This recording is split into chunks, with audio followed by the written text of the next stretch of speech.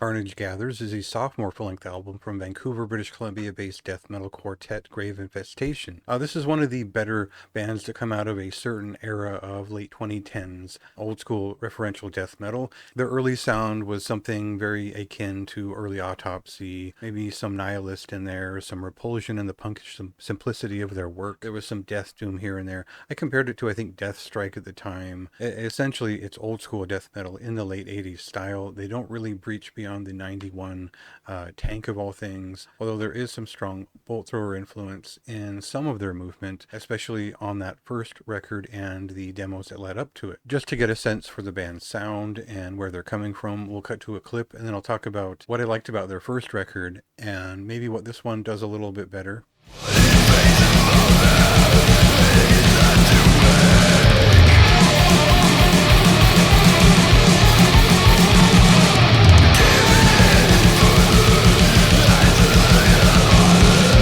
So when I was researching a lot of my death metal and crust punk variants, I ran into Anna. This is a related band, and their evolution had kind of worked towards death metal in concurrence with development of Grave Infestation. If you liked the most recent Anna record, you really like the debut from Grave Infestation. The production is different, all that is very different, but if you're more interested in something dirtier, filthier, like Anthropophagus and maybe Acts of Impalement in their more bestial development, there's a lot to like here on both Grave Infestation records. There's a lot of interesting movement in their rhythms that comes from a unique drummer's style and something that feels very human in motion. It feels like real death metal happening in real time. That is something that is lost upon a lot of people who don't go to shows. And so I think that really translates to me as this is an authentic result and something that lines up with my interest in kind of scream, bloody gore era death metal, the 1985 demo from Master and stuff like that, where there's almost a punkish spirit and a thrash metal vivacity to it, but there's also brutality that was with the first wave of death metal in the United States. Of course,